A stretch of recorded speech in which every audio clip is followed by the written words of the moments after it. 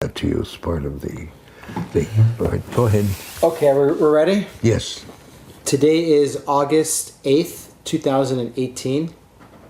We're at the home of Dr. Bill Novick in Saint Laurent, Montreal, correct? Right. And we're going to do our interview about your participation in the War of Independence in Israel, well, Palestine, Israel, in 1948. But before we get into that, there's a few questions I want to ask you about who you are and where you come from and where you were born and what kind of house you grew up in. So why don't we start by telling us where you were born and when you were born and what kind of family you were born into, what kind of home? Well, I was born here in Montreal, 1923. I went to elementary school and high school in Montreal. We had 4 children. We had 2 sons and 2 daughters, exactly what I have now. I was the 3rd child of the 4 children, the 2 older sisters, and who unfortunately have passed away, and 1 younger brother who is still here and active comparatively well. I would describe ourselves as a lower middle class family. Remember, this was during comparatively difficult economic times when I grew up, but we always seemed to be managing. We went to school. I never knew deprivation. I never knew wealth, but we seemed to be comfortable, and we were serious about our education. We were encouraged to be educated. Unfortunately, my mother died when I was only 12 and a half years old, 6 months before How did she pass away? I'm sorry? How did she die? She had cancer. She had cancer. And so my 2 older sisters pretty well took over, and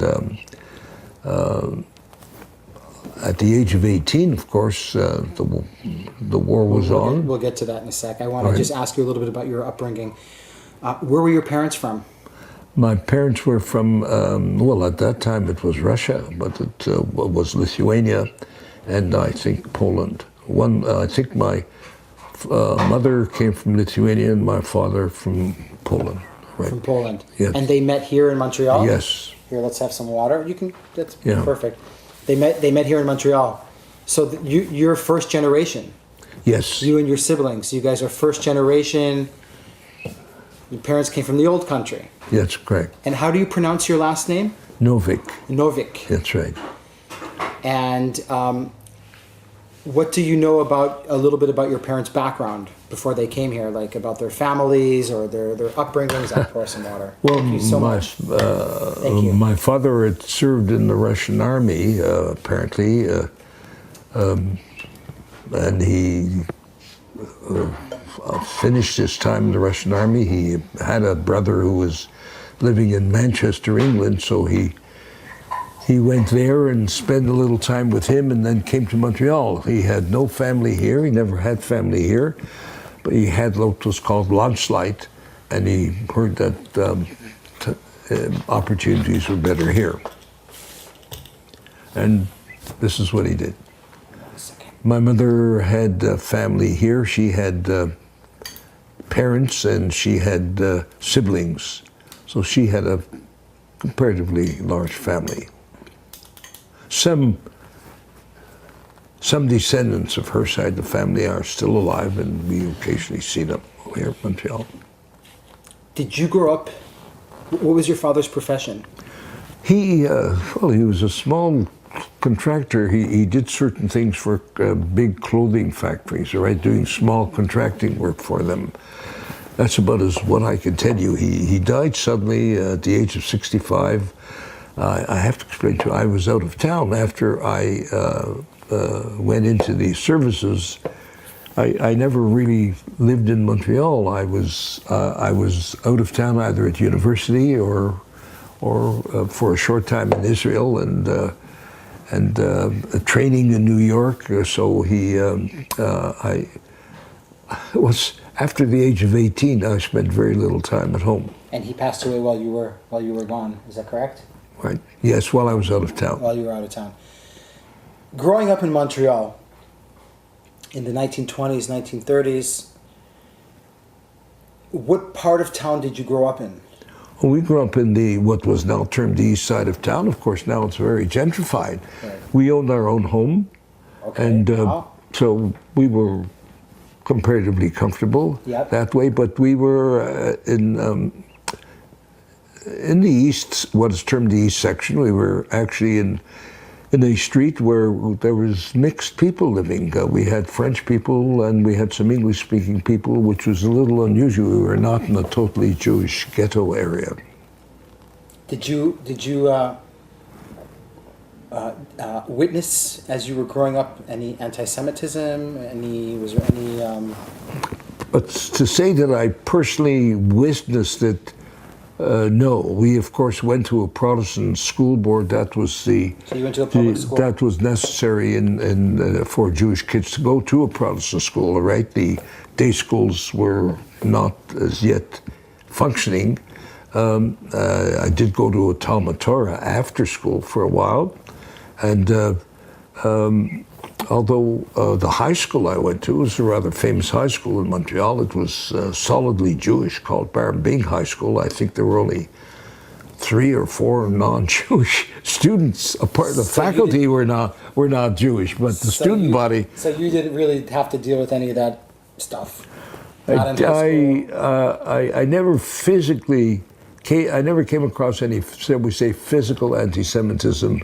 Understand our milieu of whom we spend time with perhaps prevented it from us being subjected to this. Do you belong as a child, as a teenager? Are you affiliated with any youth movement or anything like that? Yes, well, I became a member of the YMHA in Montreal at a young age. What's that stand for? Pardon? What does that stand for? Young Men Hebrew Association. It's now the Jewish Community Center, all right? And this was the prime place for kids to join and live in a Jewish milieu. So it was both physical and it was both cultural, Okay. all right?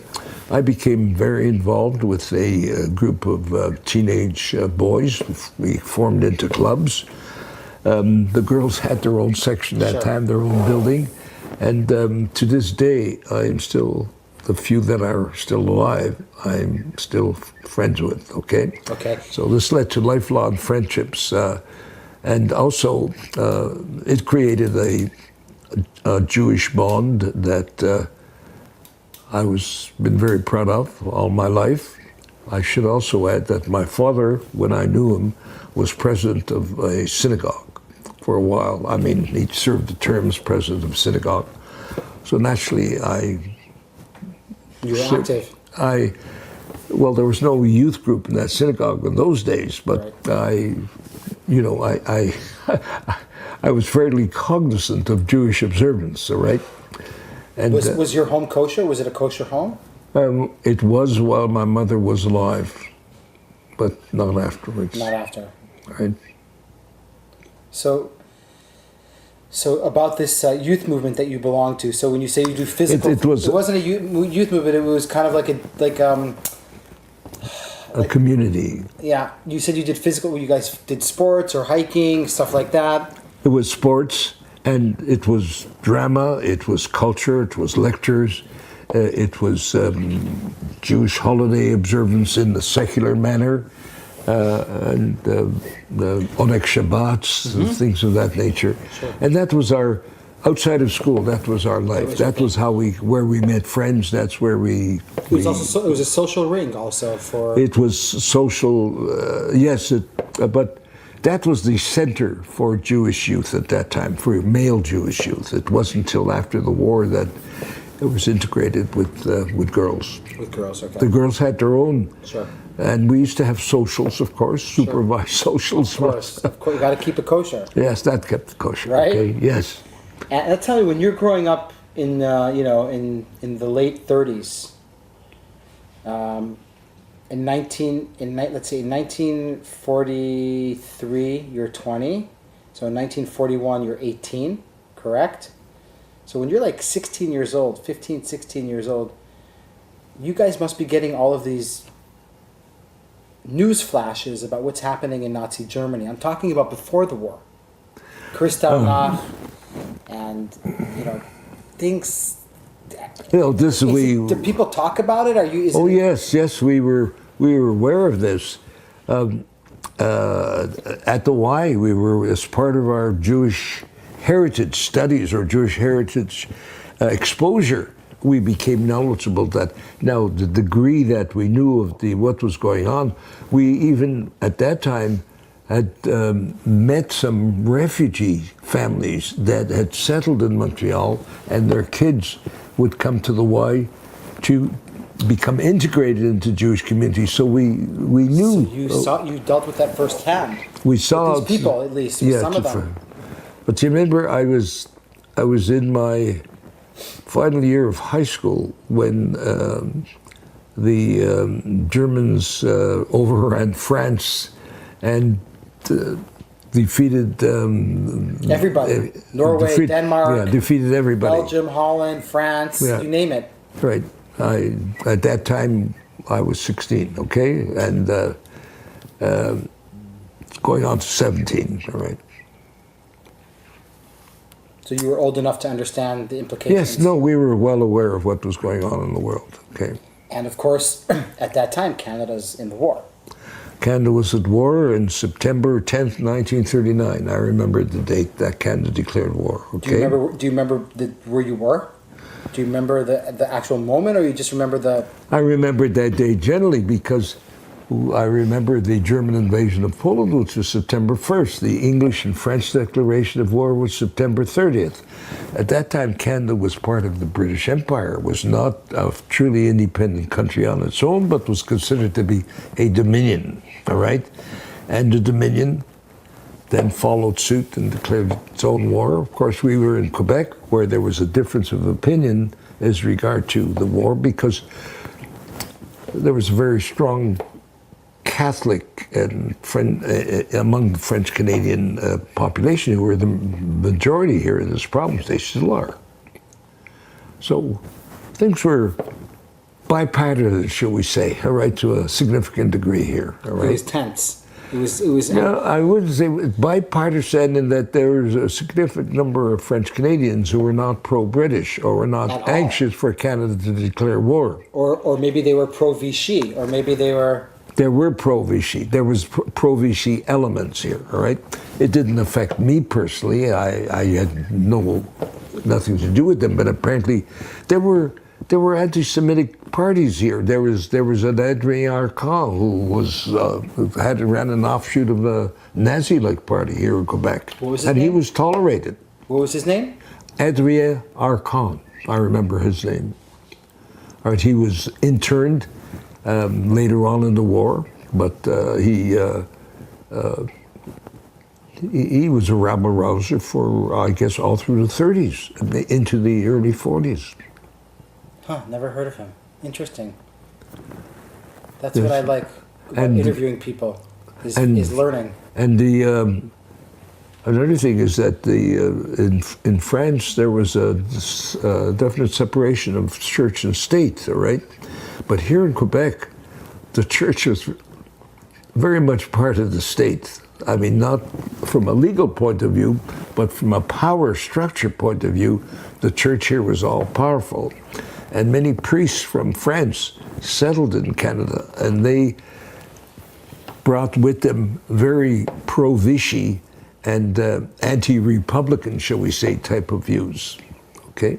So when Canada declares war on September 10th, 1939, throughout all of Canada, it's accepted, except here in Quebec, where there's kind of a... It was accepted, but not enthusiastically, all right? Because remember, there was no compulsory military service for a while, all right? There was soon afterwards. During the First World War, there was... There was for a while, but during the Second World War in Canada, there eventually was compulsory military service, but not in 1939 and not till after 40, and then it became, at the age of 19, that you were called into the military service, the Army usually, you had the option of volunteering either for the Air Force or the Navy earlier if you wanted to avoid service in the Army, or if you preferred service in the other services, all right? But there were other things this way. That's the way it was going on, and we most of my confrères certainly ended up in the military service. All right, Sure. we had to. I avoided conscription into the Army. I volunteered for the Air Force when I was 18 for what I thought was good reason. Canada was chosen to be part of what was called an Empire Air Training Scheme, where after the fall of France and Dunkirk, the English won the Battle of Britain, so this made the possibility of a German invasion into England pretty remote. The only way they had of fighting the war, remember this was before America entered the war and even before Germany invaded Russia, was to bomb Europe, all right? Well, to bomb Europe, you not only need planes, you need to have crews. You need to have bombers, you need to have navigators, you need to have pilots, you need to have air gunners. So in Canada, they set up an Empire Air Training Scheme when people were sent from all over the British Commonwealth, from far away as Australia and New Zealand, and from England itself, to train in Canada. So they made a big pitch for aircrew, because this is how they felt was the only way they were going to carry the war against Germany into Europe. So they said if you're 18 and have a high school graduation certificate, and I had what was called a grade 12 certificate, which was 1 year more than high school, and you're eligible for aircrew, of which there were only about 35% of 18-year-olds in Canada with those qualifications. So you did not want to go into the Army? Well, I prefer to go there. Not a question that I wanted to go to the Army. I thought the question of going into the Air Force and being a pilot was a little more appealing to me if I had to go into military service. Sure. So the Army, I completely understand that. I was in the infantry for 3 years, so I know it's not fun. The Air Force is always better condition. It's you know. To a certain degree, right? To a certain degree. So you graduate high school. When do you graduate? My junior matriculation in 1940, my senior matriculation 1941. So by the time when you volunteer, when do you volunteer for the Air Force? What month is it in 1941? I put in my volunteer in December 1941. This was after my 18th birthday. December 1941. That's a very significant. After the Pearl Harbor attack, and after my 18th birthday, right? I was called within 2 months to go on to active service and start the process of training. So when you volunteer for the Air Force, America's already in the war. Yes, just the war just started. Just started for them. And of course, Russia was also involved in the war. Sure, since June 1941. June 1941, that's correct. So now it's really a world war on all scales, all fronts. Germany's on two fronts. And that's interesting what you explained to me about Canada being kind of like this area where England would train all its Commonwealth pilots to, in case the island got conquered. Well, that was Canada's greatest, I think, one of Canada's greatest contribution for World War II. This was an extremely magnificent undertaking and required tremendous resources. There were airports and air bases and training stations built all across Canada, from the East Coast all the way to the West Coast. And thousands of aircrew from all these countries were brought here to train and then dispersed to usually either Europe or other parts of the world for combat duties. So tell me about your first months in the Canadian Royal Air Force. Well, the first one was very basic. we were learning how to march. We were physical fitness. Remember, I was as aircrew, so this put me into a bit of a, not elite, but a bit of a superior group. What does that mean, air? You're being trained for aircrew, all right? So that you were, first of all, your pay was 75 cents a day more than a person who was not being trained for aircrew, okay? And you wore a little white little thing in your cap signifying that you're under training to be either a pilot, navigator, or aircrew, all right? I was sent into what was called a Precision Squadron, which was, this was part of basic training where we trained and we marched and we did all types of funny thing that we were in parades for war bond drives. We would do certain counting by numbers, how to do all these various maneuvers with our rifles, which of course were never loaded, old World War I rifles. And we marched and we marched and this is what we did for 4 months before we were then dispersed into the various training programs, all right? So you first went to a ground school, initial training school called ITS, after the basic training. And there you underwent a significant amount of both academic studies and navigation skills, map reading, and then they examine you to see as to what type of category would be best for you to go. Would you make it better as a pilot? Would you make it as a navigator? Mm-hmm. Would you make it as a bomb aimer, or are you going to be an air gunner? All right? The flight engineers were trained in England separately. So that went on for about 4 months, and I was selected for pilot training, which was my preference, but the final selection was for the instructors to decide, all right? So I was doing pretty well. I was a pretty smart kid in good shape, so I went to pilot training, and I went then to elementary flying school, and then to advanced flying school, and then you graduated as a pilot.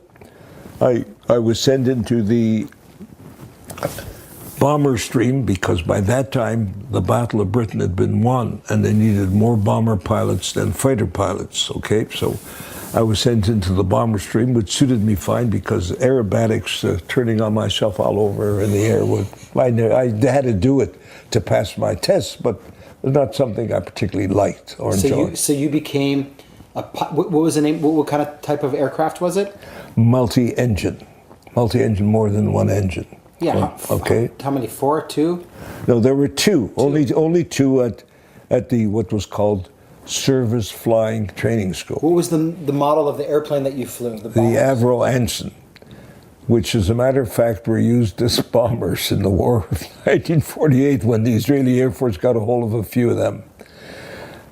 They were not real bombers. You just threw bombs out the door. So they were like cargo aircrafts, or?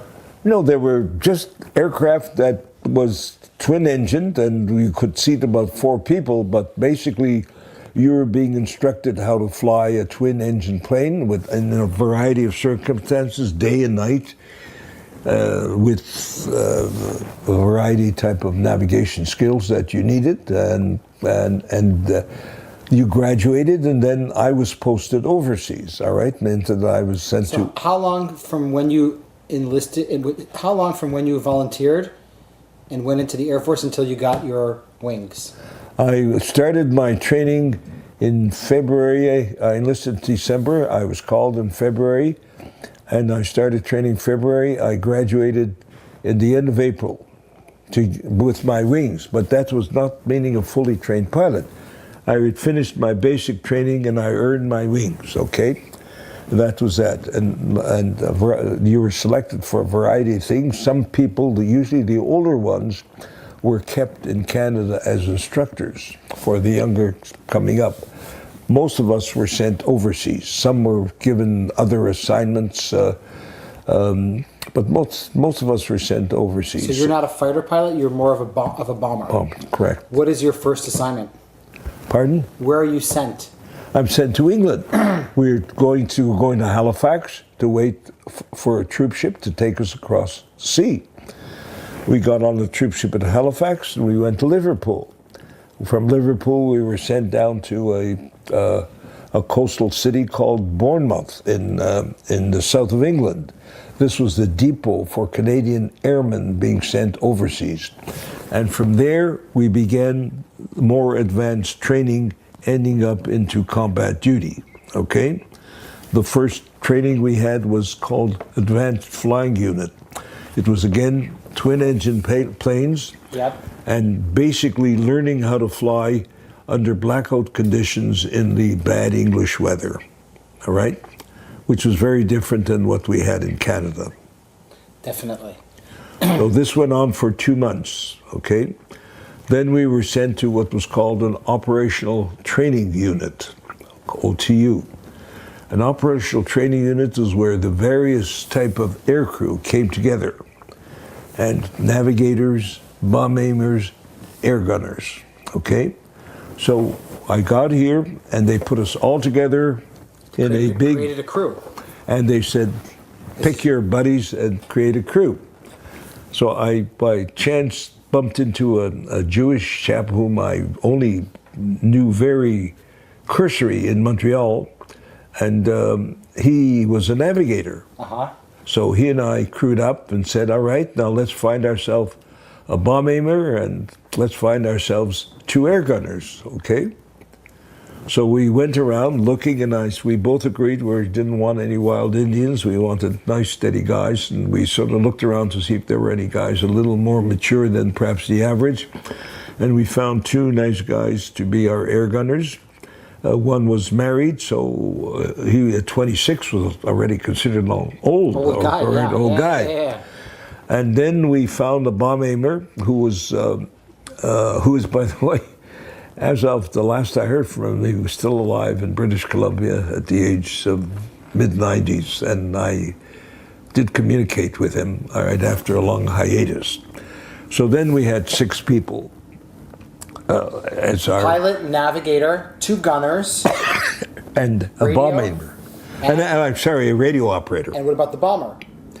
No, we had 6 people. We had a bomb aimer, a radio operator, a navigator, 2 air gunners, and me.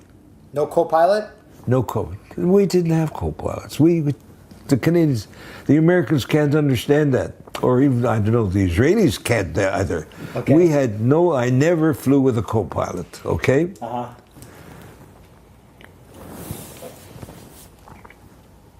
Hold on, I'm just fixing the light here because it's changing as we're speaking. And I just want to... Okay. No co-pilots. No co-pilot at any time.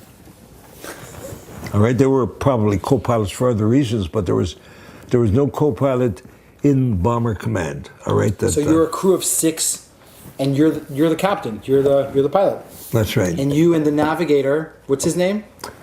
His name was. Well, it's a rather sad situation that he ended up with. His name was Lou Rapkin. He was a Jewish boy from Montreal.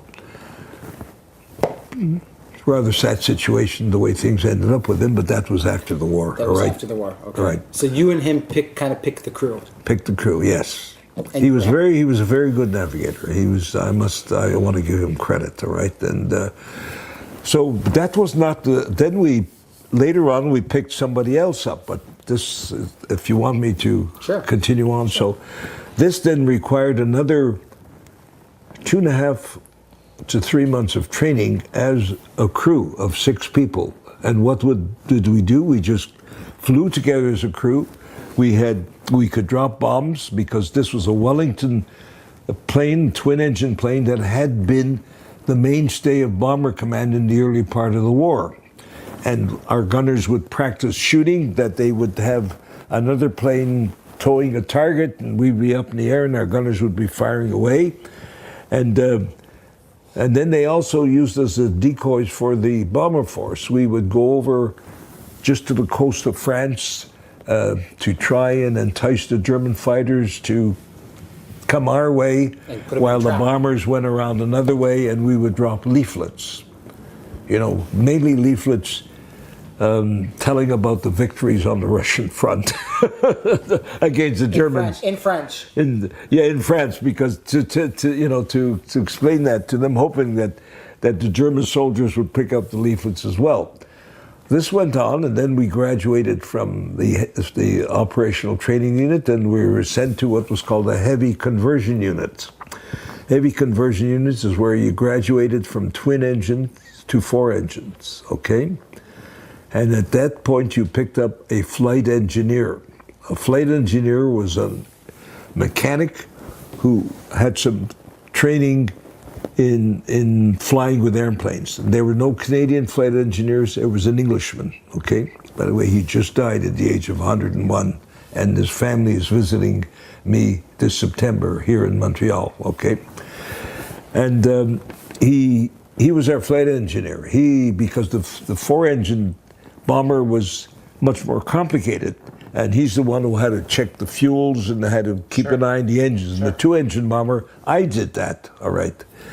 So we were there for about 6 weeks, and then we were assigned to a squadron, all right?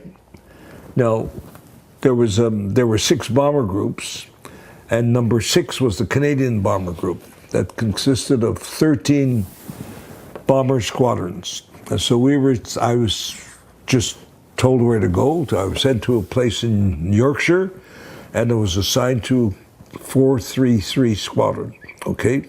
Called the Porcupine Squadron because we were adopted by the city of Timmins. And why they chose porcupines, I don't know. And that's where I started doing my operational work, started the bombing attacks on Northwest Europe. In France, Germany. Our squadron had some degree of specialty in that we had some special training in how to drop mines in the harbors, mainly on the Gulf Coast of France to try and intercept the German U-boats as they came back from raiding shipping in the Atlantic Ocean. And we also went up into the Norwegian fjords to try and sink German ships bringing steel from Sweden down the German fjord. Of course, because Sweden was neutral. Well, but they did a good trade with the Germans, I'm sure, during the war. That's why I said neutral. Yeah. And this was in Bristol. We did what was called 35 combat missions. All right? 35? Yes, that was what was called a tour of operations, okay? And we did this, we've survived. Some hairy escapes, but fortunately we all... 35 missions? Yes. It's a lot. Yes, but in a way I was fortunate. It's amazing how luck plays a part, because I started doing my bombing missions in January of 1944. And previously, Bomber Command's main mission was to bomb deep in Germany heavy industry. And of course, they knew, the powers that be knew that there was going to be a D-Day invasion. It was already set for June of 1944. And the sound, 1, 2, 3. Okay. So, after 35, okay, there's actually a few questions I just want to ask you about the time that you're doing your 35 missions. You're based in England. Any rumors coming out from Europe about what's happening to the Jews? Yes, but not to anywhere near the extent that we found out after the liberation of the concentration camps. What kind of things are you hearing? Well, a variety of things. We all knew that the concentration camps, we did not know to the extent of the gassing or the extent camps. There was very strange about anti-Semitism. There was a part of the Polish army was stationed in, and I once was at a Jewish club, the Balfour Club in London, where if you go to London, you went to a Jewish club to meet Jewish people, officers. I was an officer, so remember I had some privileged status, all right, because of class distinction at that time. But Lou Rapkin and I were both officers. The rest of the crew were not. We're sergeants, okay? So we would go and we'd visit the Balfour Club to be among Jewish people, and I met some Polish soldiers, right? They were Jewish soldiers serving in the Polish army, and they were telling me about the terrible anti-Semitism that they were been subject to in the Polish, among their Polish comrades stationed in England, all right? And apparently I read about that later on as a well-known fact. And I don't know if there's a man named Karski. I just read a book. I don't know if your name is familiar to you. Sikorsky? Karski. Karski, okay. He's the man who, a Polish man who was the first person to bring news of the actual extermination that was going on in the camps to the Western Allies, and he even had an interview with Churchill, not with Churchill, with Roosevelt, all right? And he would even speak with the Jewish leaders, the leaders of the Jewish community at that time, and they could not believe what he was telling them. He himself had been smuggled into an extermination camp dressed as a Ukrainian guard by a member of a partisan group, all right? It's a fascinating book. I just found out about it when I was in New York at the Jewish Heritage Center, and I picked it up and I read it, and it's a fascinating story. So this guy was telling you, you must... But nobody was listening, all right, very much. So we were aware of the persecution, but not to the extent that we found. It was only, I guess, towards the end of the war that we really knew, at least I really knew. During D-Day, were you stationed in England still? Were you still? Yes, I took part of D-Day, and I will be going for the 75th anniversary celebrations, if you would call it celebrations, or commemoration next June. I've been to the 60th and to the 65th anniversary. Can you tell me about your part in D-Day? Well, our part in D-Day was to bomb a bridge over a river to prevent the German panzer tanks from getting to the beaches, all right? As far as we were told later on, we did destroy that bridge. Now, whether that completely prevented it or not, I'm sure it was of some help, all right? We also did other raids that helped to destroy the city of Cannes, of course, and killed 5,000 French civilians doing that, but that was part of the war, unfortunately. The city Cannes? Yes. In the south of France? No, Cannes was the capital of Normandy that the Allies were supposed to capture the first day of the invasion. It took them over a month to do it. All right. And then we went on, and I finished my tour of op. After that, our crew was dispersed. I was then sent to be an instructor to train back to the OTU to train pilots coming up the pipeline. In Canada or in No, I remained in England. Yeah. I was first sent to a special school where I was trained how to be an instructor, what to do. Basically, I was just teaching them how to fly and how to work as a crew together. And is that where you are when the war ends? That's where I was when the war ended. And when the war ends?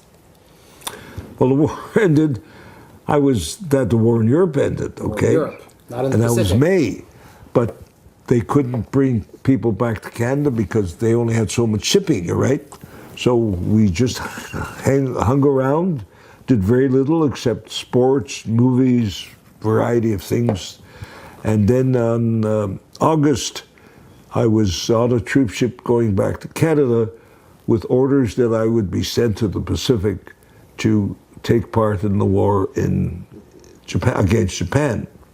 Well, during my trip across the Atlantic, they dropped both atomic bombs, and by the time we got to Halifax, we were told the war was over and that we'd be being sent to back to Lachine, which was the Manning Depot, and we would be processed for discharge.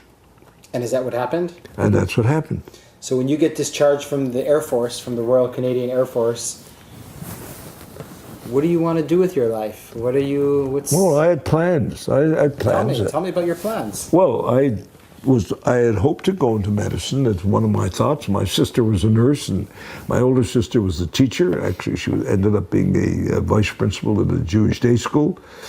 And they, of course, encouraged me to go on to university. The government was paying your fees. Right, you got a GI Bill here, right? Yes, and giving you minor subsistence, right? So on the middle of August, I was discharged. I just ran to McGill University and asked when I could enroll. And they said, well, we're creating a special college for veterans outside of Montreal. You'll have to live there. It's in a barracks. But it's a college and it's going to be part of McGill University. So I said, okay, fine. So I signed up and I moved out again into another barracks, but this time I started going to university and started lectures. It wasn't easy to get back to school, but Sure I worked hard, and I was there. How do you change your mind? Like, how do you change your mind, like from being a fighter, from being a pilot of a bomber, and doing 35 missions and dealing with life and death situations almost all the time, to all of a sudden I'm gonna study now. I mean, does the mind? It was just life had to go on, all right. Sure, I understand. I remember talking to my sister, my late sister, and we were talking about the university, and I said, geez, medicine, I'm thinking it's 8 years that I'm going to have to be studying from now on. And she said to me, so what else would you be doing in 8 years' time? All right, what else would you like to be doing in 8 years' time? So I said, okay, that's it, I'm going for it. So I went into university. I did comparatively well, but that was undergraduate. You had to apply to get into medicine, and even though it's very tough nowadays, it was equally tough then. So I applied to 2 medical schools, one at Queen's University that I subsequently went to, and the other one at McGill, where I asked for early acceptance, but then 1948 came along. Okay. Well, that's what I want to ask you. So, when do you enroll into the University of McGill into medical school? No, I didn't enroll. You had to apply. Right. You had to go. You were going into the undergraduate program of arts and science. Okay. So I applied early in 1948, both to Queen's and to the University of McGill. Queen's had a different system where that was a 6-year medical course, and I already had all the requirements for them because they needed my undergraduate work I had done. McGill still needed the results of my 3rd-year examinations before they would consider my application, all right? But I didn't end up writing my exams for my 3rd year because that's when I ended up in Israel, okay? And it was in Israel that I found out that I was accepted to medical school at Queen's, okay? So. Okay, so you're in Montreal. Yeah. You're enrolling. No, I'm out of town. You're out of town. You're in the barracks there. Barracks. That's right. Where is that? And St. John's. It's outside Montreal, down towards the eastern townships. How does the whole issue of Palestine get to you? Because it is Palestine at the time. Yes. Well, there was a Hillel outfit at the university. I became involved with the Hillel outfit, pro-Jewish. Sure. Some of the kids were Young Judea as well. I was not really an all-out member of Young Judea. But what happened is there was a Jewish fellow who had been the most decorated Jewish pilot in the Royal Canadian Air Force, Sid Shulamson. You may have come across his name. He was a little older than the rest of us, and among the Jewish pilots who got to know each other in England, he was sort of our guru. All right, he had 2 medals, I only got 1, that type of thing. So he called me and he said, look, Bill, he says, I want to speak to you. And so I was in town for 1 weekend, and here in Montreal. Yes, and I met him, and he said, look, this is the story. There's tremendous problems going on in Israel. The Arabs are already rioting. There was, going on even before the declaration of the state. But once the state is going to be declared, there's going to be all-out war, and there is no way that they can get equipment. There's an embargo on, and he says the only way that they could be supplied is through air. And he said he'd come from a meeting in New York where all this was discussed. They told him that the best thing he could do for them if he could recruit some pilots with experience in flying multi-engine planes, all right? So he got to me and he said, look, this is, he told me this was a life and death situation for the Jewish people, and by this time we knew everything that had gone on, and so I felt that, okay, this is the right thing to do, okay? And was it like an instinct feeling that you had? Or not an instinct, but I thought about it. It was the right thing to do. Did you speak to anybody about it? Did you? It was my own decision. That I understand, but like, I know that you were close with your sister. Did you consult with her or nothing? No, I just let them know that I was going when I was on my way. So school's going to have to wait. Well, it was, remember, this was in May. It was at the end of the school year, but I had not finished writing my examinations. So Israel has already been declared. It's already been declared. I left to go to Israel about 2 weeks after the declaration of the state, but I didn't get there until going about a roundabout way. You didn't go direct. No. So let's talk. Very roundabout. So this guy Sid recruits you. Yes. And I'm sure he recruits a few other people or whatever. He's. I didn't know who else he recruited. He just said, look, he said, here is an airplane ticket to New York. Go to this place, some hotel to go to. Is it on 14th Street, maybe? 14th Street, and they'll look after you, okay? They'll tell you what to do. Okay, so what do you do? So I go down there. I think I take a bus to New York, all right? And I go down there, and they knew about me because of Sid, and they said, look, they said, here's the story. We were trying to find out where we can get some planes, and you'd be one of the crews to fly the planes, all right, to Israel. Jeez, I hadn't been in the plane for 3 years. I said, I hope they have someone. I hope I'm going to be only the co-pilot, not the pilot, all right? So they said, we're going to send you to Mexico City, and we think there's going to be something going on there. I said, okay, I guess they enough to go. So I get on a plane, and we ended up in Mexico City, and they told me there was going to be a family waiting for me at the airport, and they're going to have a sign called Rosenberg. All right. So, okay, so I got on the plane not thinking of what I was going to do if there was no Rosenberg showing up at the airport, all right? So I went there, and true enough, there was a man and a woman with a sign Rosenberg, and they took me in to their place, and they said, look, we don't know what's going on. We'll find out soon, all right? In a few days, they tell me that, no, there's not going to be anything here, but we hear there's something going on in Cuba. So they got me a ticket to go from Mexico to Havana. And you're on your own? I'm on my own. I'm on my own.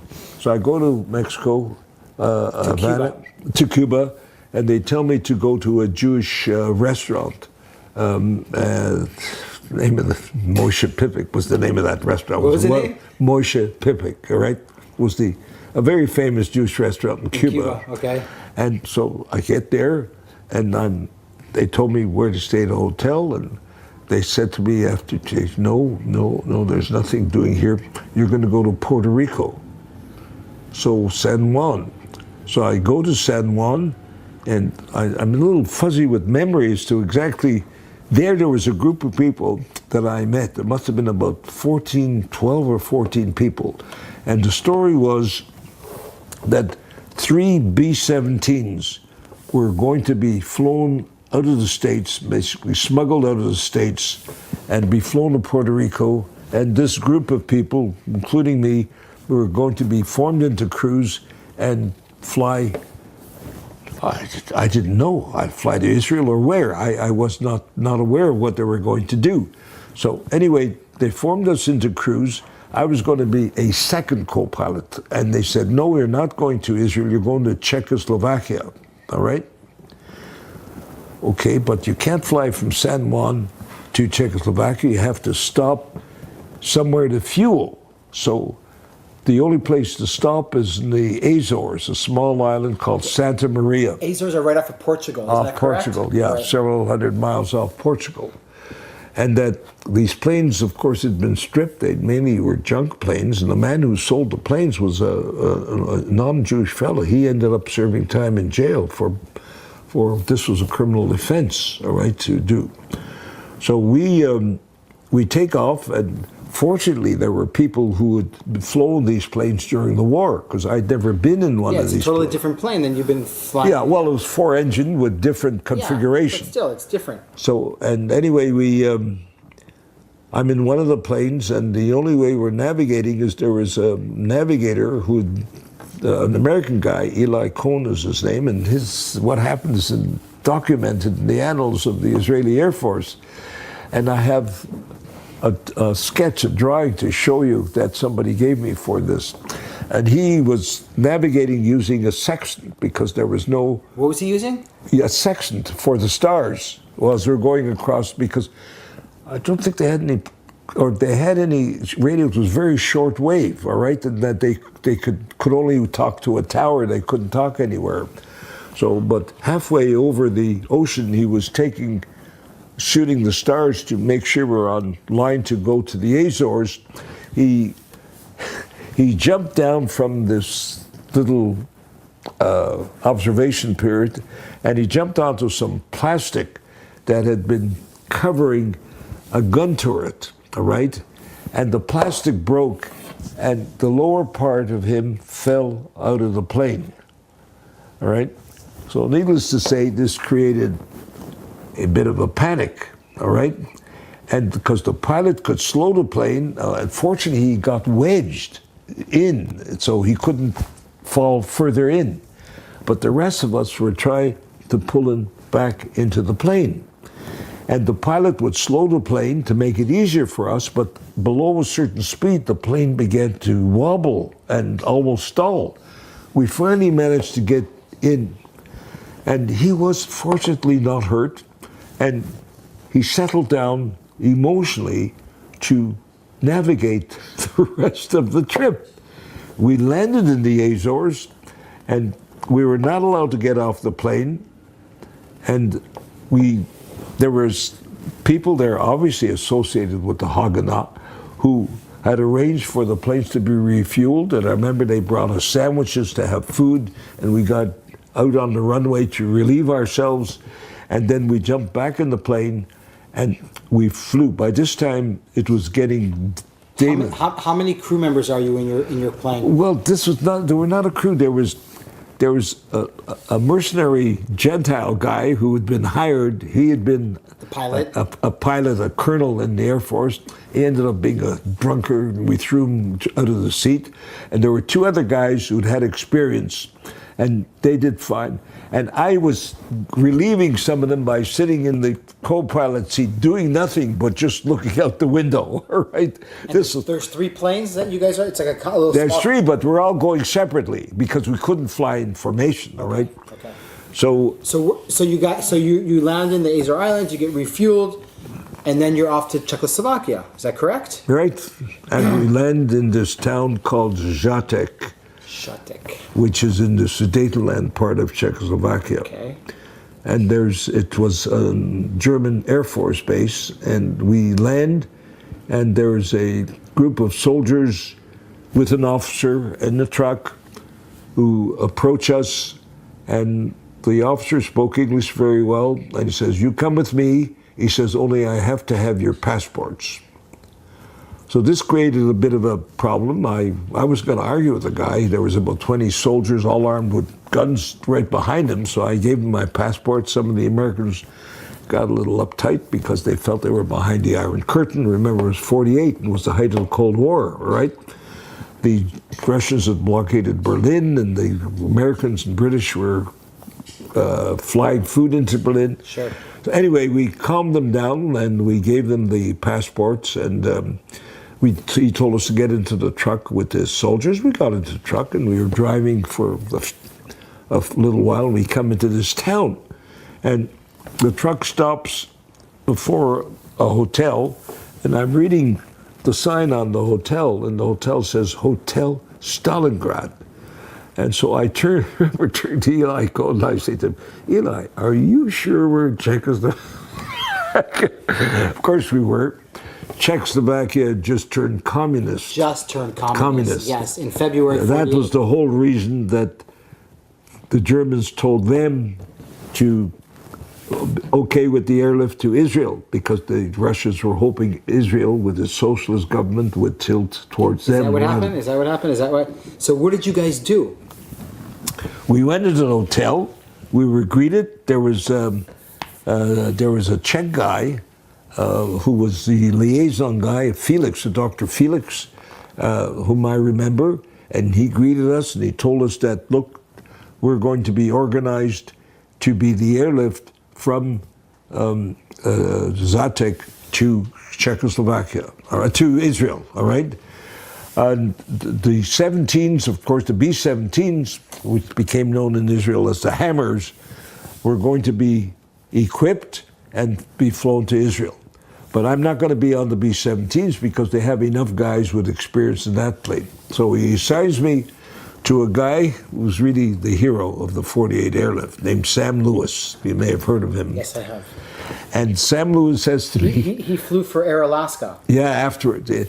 Sam Lewis says to me, what is your experience with flying? Sam Lewis was one of the guys with you in San Juan? No. He had nothing. He was already in Czechoslovakia. Okay? So he says, what is your experience? Tell me about... I said, look, I haven't flown a plane in 3 years. I said, I was going to university. He says, what did you do? So I said, well, I was a bomber command pilot in the Royal Canadian Air Force, and I flew a 4-engine bomber. Were you a pilot or a co-pilot? I said, I was a pilot. We didn't have any co-pilots. He says, okay. He says, come with me. We're going to go out to the airport, and what we're doing is we have these C-46s. These are what the British call them Curtiss Commandos, huge transport planes that were used in the war to transport men and equipment. And he said, these are the planes that were flying dismantled Messerschmitt fighters to Israel. So they dismantled the Messerschmitts and they put them in your plane. Yeah. So he said, but I have to check you out and see if you can be okay to fly. Sure.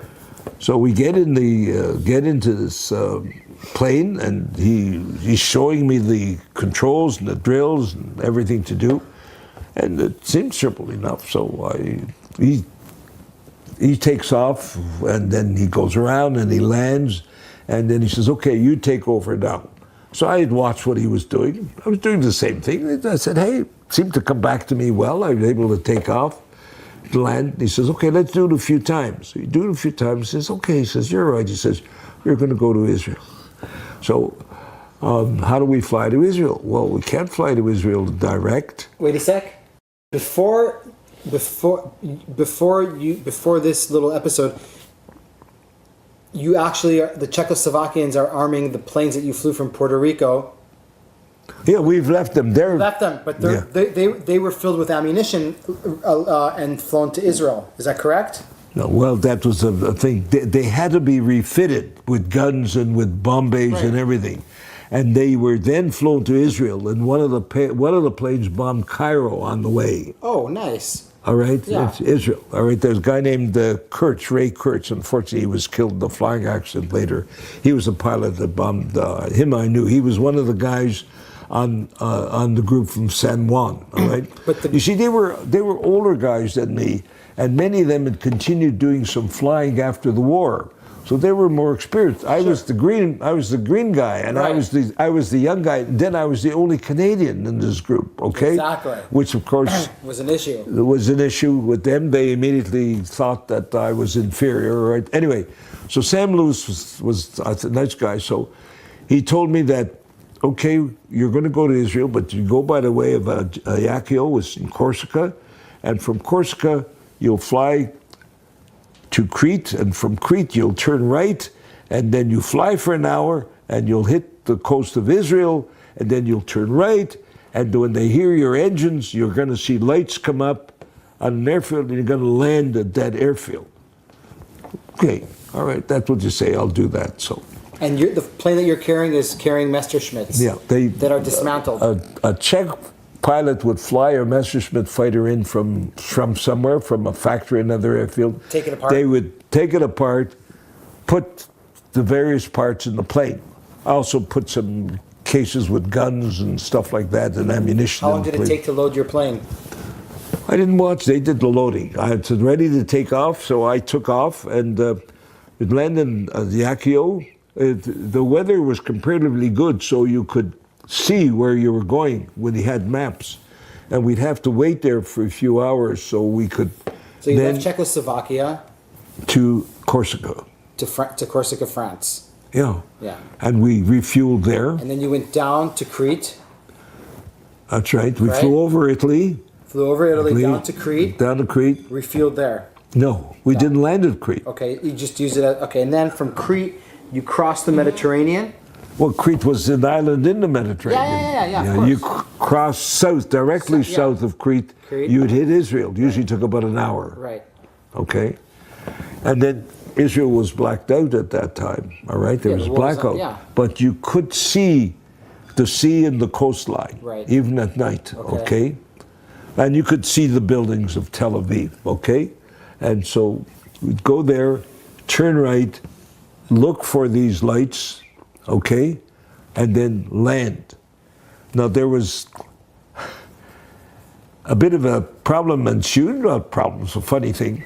I was a night bomber pilot. Most of my combat missions during the war were done at nighttime, all right? This was my job. Sure.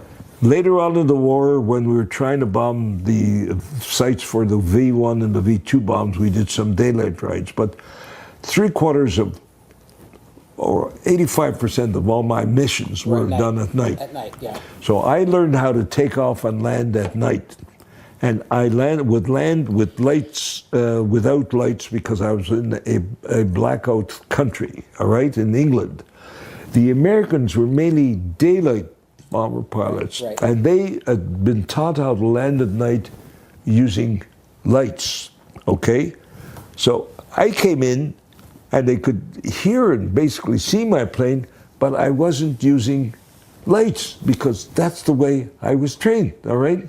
So I landed, and what happened is they took the fighter out, and there was another crew waiting to take the plane back to Czechoslovakia by way of Jakio, because the Egyptian Air Force still had control of the air, and if they left the plane there, they were worried it would be shot up by the Egyptian fighters. And we would go Do you remember what airfield you landed in? Do you remember where it was? Akir. Akir. It was the name of that I knew it of. It was apparently given a different name soon afterwards, all right? Okay. And it's now Tel Nof. Tel Nof. Okay, sure. Now it's Tel Nof, I know okay. Tel Nof, yeah. Okay, near Rehovot.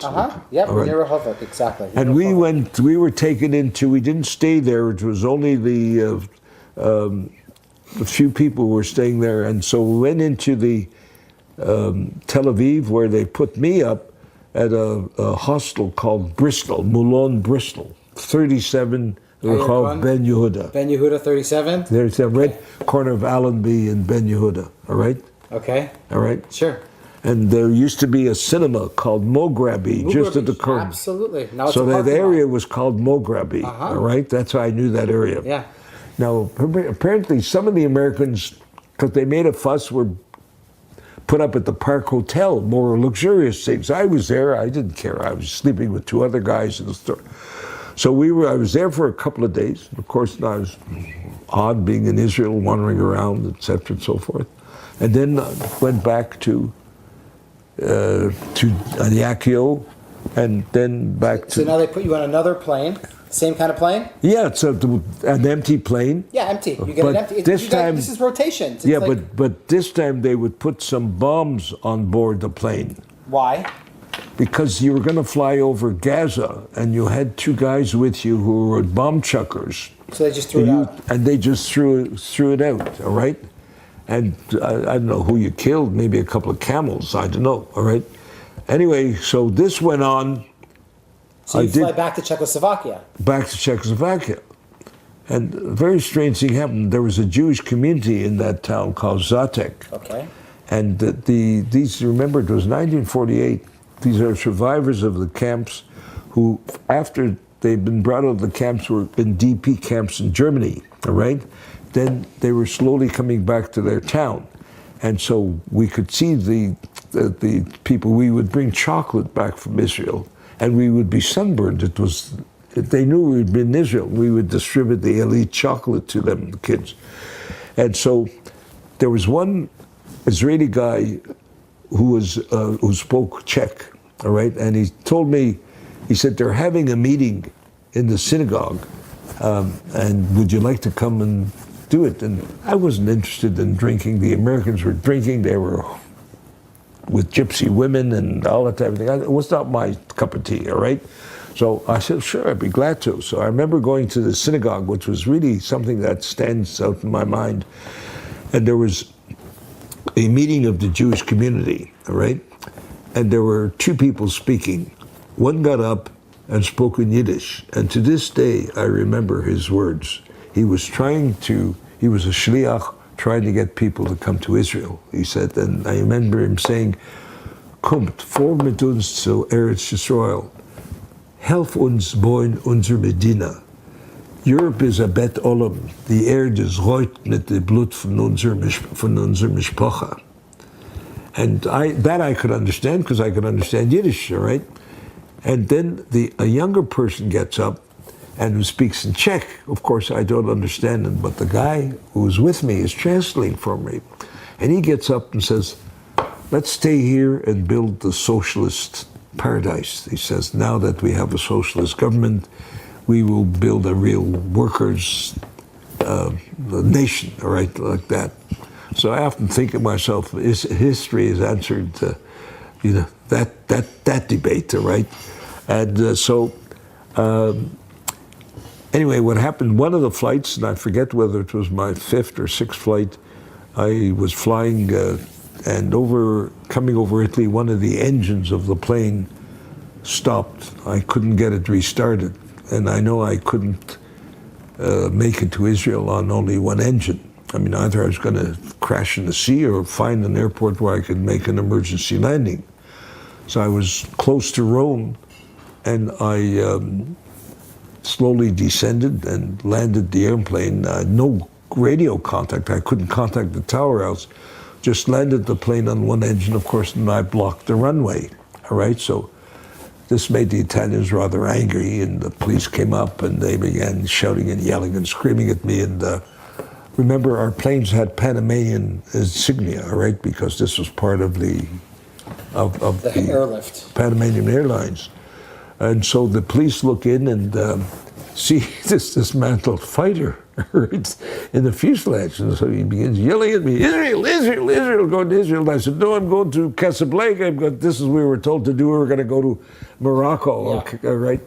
So anyway, they take us and they put us in a cell near some, I don't know where we were. Was it still in the airport or not?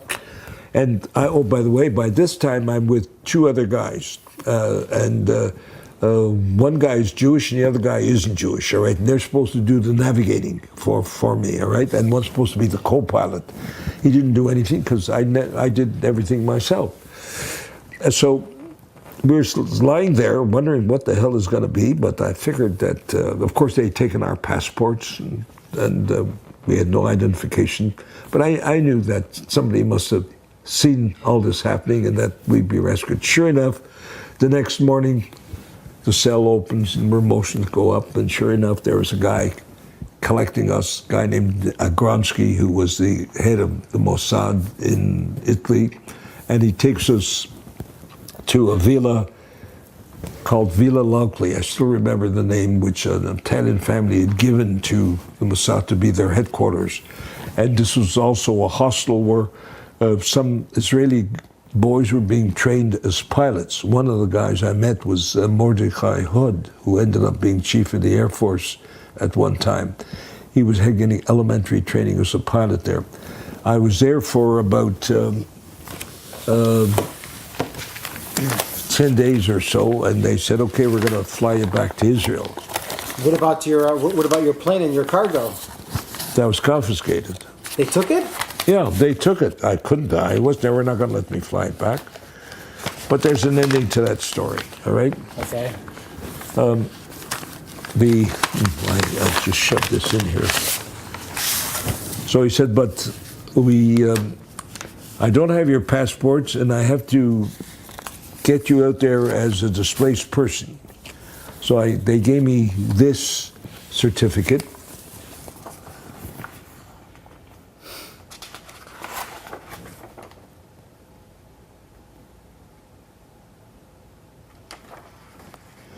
And he says, when you go on the plane, you show the Italian this certificate, and this is to let you out of the country and to tell them that you're going to... You're going to take a picture, take a photograph of this after. Okay, fine. Okay? All right, sure. Okay, so we got on the plane. This was a plane that was flying from London to Rome to Athens to Tel Aviv. Wait, Okay? from Rome to London? Athens, Tel Aviv. It was a Pan-African Airways that they had set up as a dummy airline because none of the airlines were flying into Israel. Right. So what was the name of the airline? Pardon? Pan-African? Pan-African it was called, okay? So we get on the plane. It was a DC-3. We land in Athens for an hour or so, and then we fly in Tel Aviv. Now, are you a passenger on the plane, or you're flying? I'm a passenger. Passenger, yeah. Yeah. And while I'm sitting in the plane, the stewardess or the attendant comes over to me and says, the pilot wants to speak to you, all right? So what does he want to speak to me? So I go up to the cockpit, and he hands me 3 passports. He hands me passports to the other guys and my passport that the Mossad agents had gotten back from the police, all right? So I had my passport back, so I didn't have to go on this anymore. So I get back to Israel, and I report to my Bristol hostel to look for my stuff. I still had some stuff in there, and they said to me, okay, look, we got another job for you now. I said, okay, what's that? He said, well, he says, there's, at that time, the Negev was cut off by the Egyptian line, went from below Fallujah, Migdal, Fallujah, and the kibbutzim in the Negev, Ruchama, Dorot, Shuval, other were basically cut off and being supplied by air, or occasionally some convoys would manage to sneak through. So he says they've scraped an airway out of at Ruchama, which was the headquarters of the Haganah there in the Negev, and we're going to be flying supplies and soldiers to there. Okay, he says so.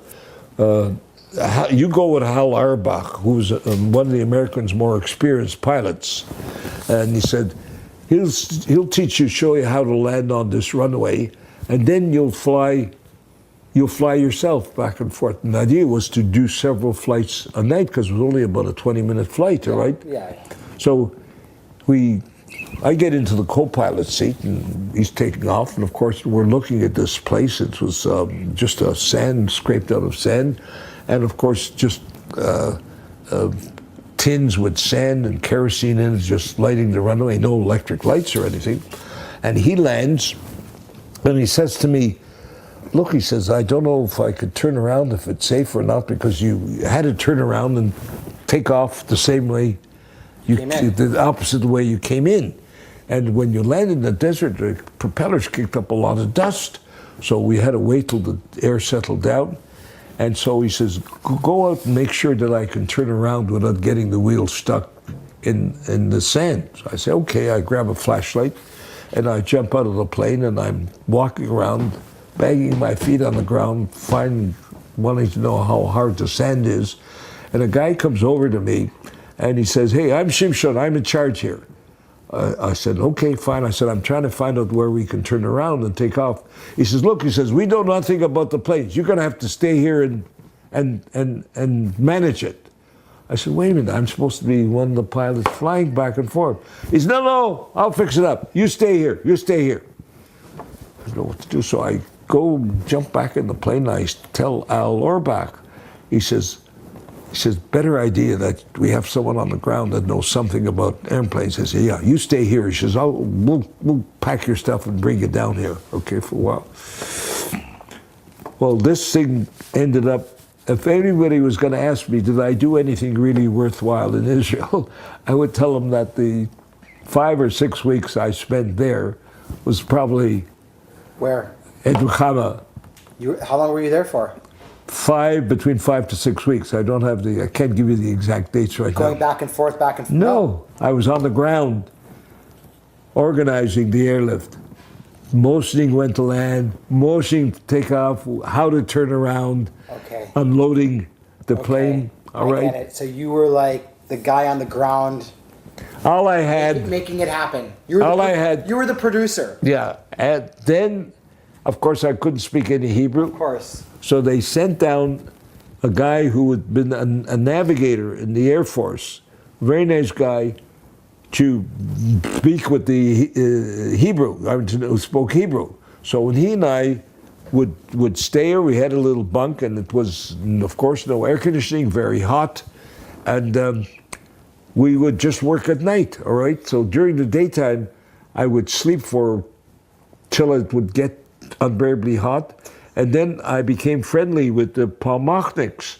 So I would get on a Jeep and I would go patrolling with them, all right? They would just, and what they were doing, they were going around, there would be 4 Jeeps, and they would be going around the sand dunes, creating these tremendous tracks in sand. So I would say to him, what are you doing? Why are you doing that? Aren't you wasting gas? He says, no, he says, the Egyptians could see, and they may think that we're a lot of tanks or Jeeps or armored cars coming, all right? So this is what they... Deception. And as I found out later... So how was your 4 or 5 weeks with the Palmach guys in Kibbutz Ruchama? Yeah, it was very interesting. It was, I got to know them. I was there, and it was there at that time that one of the guys brought back that I was accepted to medical school at Queen's, and I had within a certain time to get there, all right? How the hell did you get a telegram in Kibbutz Ruchama about your... No, one of I kept in touch with my family, all right? Okay. And my brother had sent a telegram to the Bristol Hotel. Okay. And one of the guys came and brought it to me. Amazing. Okay, all right? Amazing. So I said, okay, I had to make the decision. I decided I was going to go back. By this time, it was one of those truces. They used to have these 30-day truces now and again. There was a few of them. So they had a 30-day truce, and I made my decision, rightly or wrongly. And actually, they were very nice about it, I must say. The Israelis were very nice about it. One guy who was higher up in the Air Force, he took me actually out for lunch to thank me. And I could see he was also trying to see if he could talk me into staying, all right? Because he said I had a future in the Air Force, et cetera, and so forth.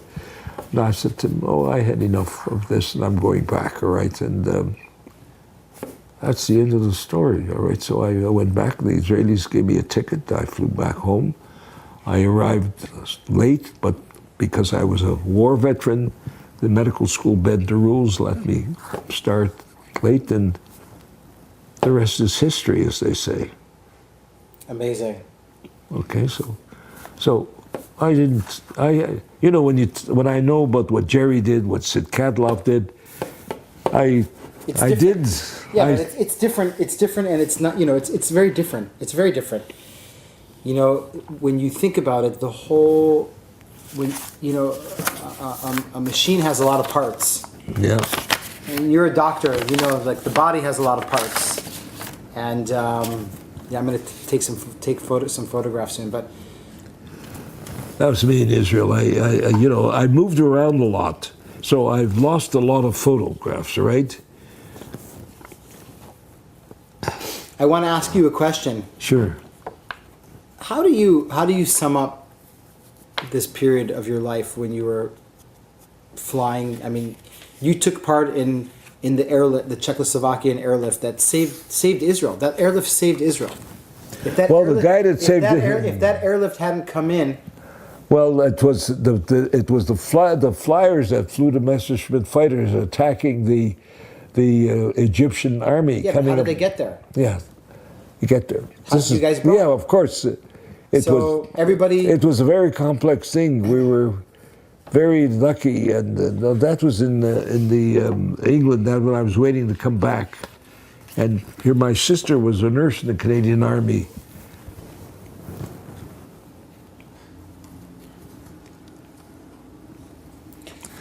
My sister was a nurse in the Canadian Army, and I met her once again in Trafalgar Square.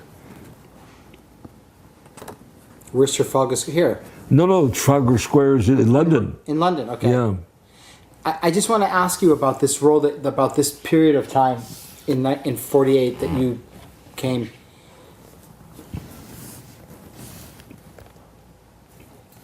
How did you took part in history? Not only did you take part in D-Day and whatever, and World War II, but we're talking here about a very about volunteering and coming to a place that you saw the runway in Kibbutz Ruchama. I mean, that's like, you never dealt with that kind of stuff, and all of a sudden you're managing this little mini airlift from Tel Aviv to Ruchama that's supplying supplies to Chativat HaNegev and the Palmach and all these people, and you're running the airfield.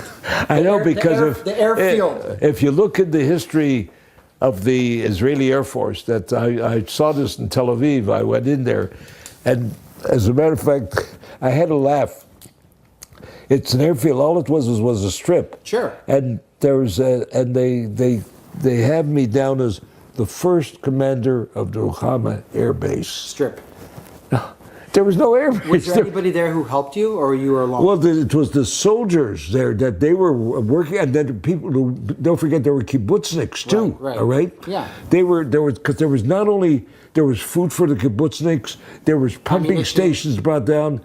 There was a historical fact that happened there, and there's a book that's marked in a book called My Brother's Keeper. It's marked in about the only time there was a flight in daytime in Ruchama occurred when they sent down a pumping station and they had difficulty unloading it off the plane, and they were trying to figure out how to do it, and it was starting to get daylight.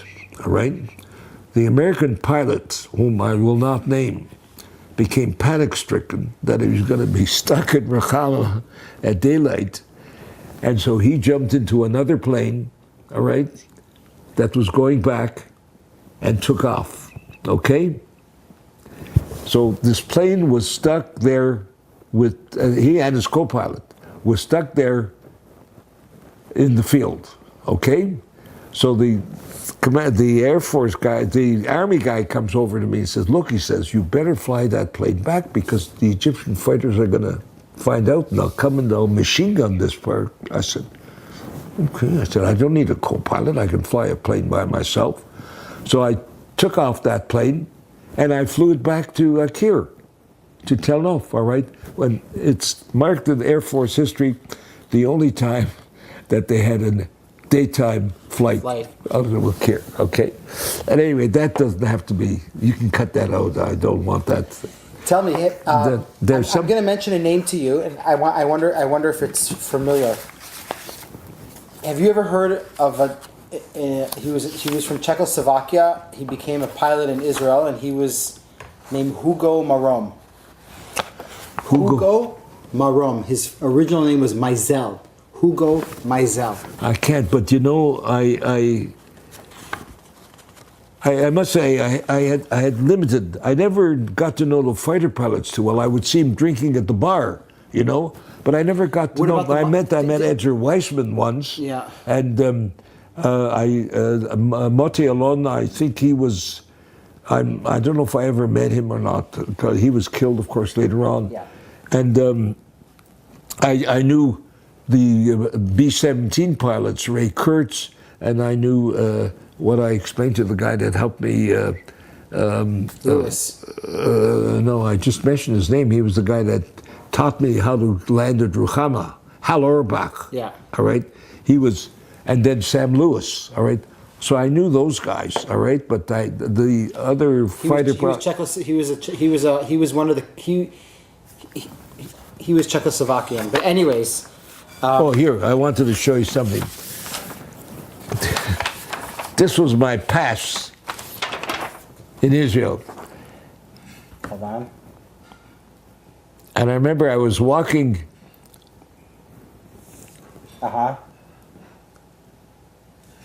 Tell me about it.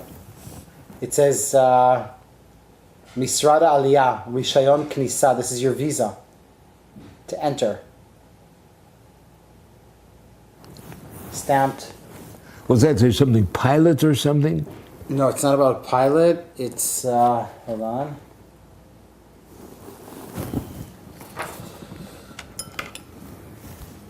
Rome. Pardon? This is Misrad Aliyah Roma. This is from Rome. This is probably what they gave you in the villa. No. But this here, no. This is what they gave me in the villa. This is what they gave me. Yeah, here. But no, there was something that I missed out on. Then there's oh God, where did I have that? No, that's the villa. No, I had something from the. Geez, I hope I have it. I have to show it.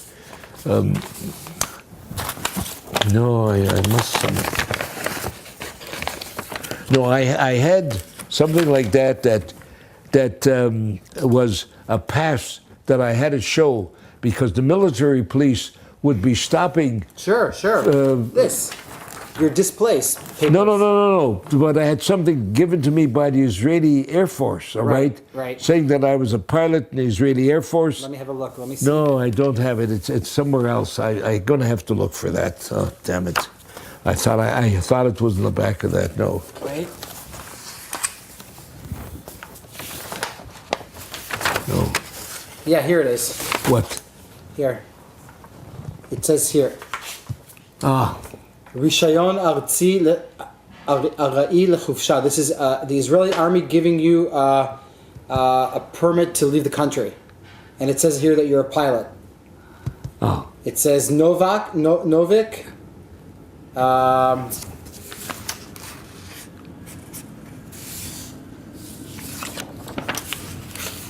This is actually a pass. This is like a pass. Like you can go out on the town and here's a pass. All right, because and it says that you're a pilot. Because what happened here? And here's another one. The same? No, there's different dates on them. This is this is the same. It's the same one. Hold on. Yeah, they're all. You have a lot of copies of them. Yeah, well, I made Yeah, they're right here. Okay, good, thanks. So this is basically a note from the army saying that you can go on leave until September 31st, 1948.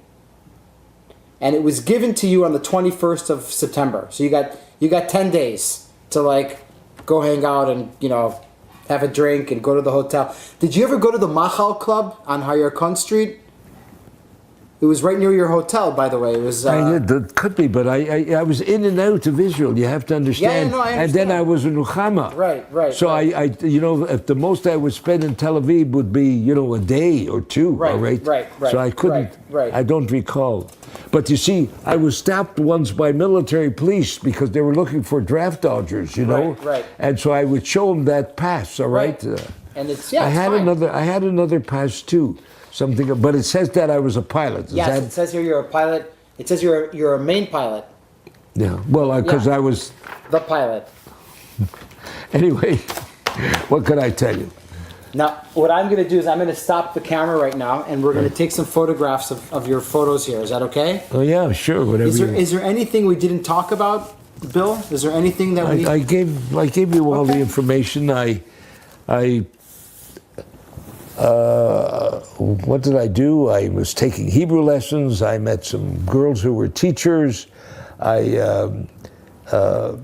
didn't get back to Israel after I left. Would you believe if I left in 48, I didn't get back till 1970. That's okay. When my wife and I got back. Of course, since then we've been back many times, okay? But between medical school, training, family, etc. And you became an ears, nose, and throat doctor. Is that correct? Right. And you worked privately or in a hospital? Both. Both, combined, both. Okay. And you had 4 children? Both our two sons are doctors, two daughters are lawyers. Okay. You're going to heaven. All right. That's it. Well, No? they're not in town though. They're all spread out. Okay. They're all spread out? Yeah. Okay, thank you. I appreciate your time very, very much. Okay. Now Look, we're going to take some pictures now. yeah. Why don't you have a bite? That was our Precision Squadron. To all these, about half of these. I would like for you to explain to me about these medals here. Yeah. Well, they're medals, you know. Only one is a real medal as far as what is considered over and above the usual thing, which is Distinguished Flying Cross. And the citation is there. It was because I was a captain of aircraft for 35 missions, and we were a good crew, and we always never aborted a mission, always brought back photographs of our target, and that they felt I deserved that medal. The others are service ribbons. That is, I was overseas, I saw combat, I was in for 4 years, you know, that type of thing, all right? That type of thing, but still, you know, that's... Yeah, that everybody gets. This is my crew. Here, guys, 7 guys. See, no co-pilot. Hold on a second. Hold that. I want to zoom in on it. Just hold it like that. Just a second. Who are these people? Who's this? Well, they're my navigator. Are you sitting in the middle? I'm in the middle, the front row. 20 years of age.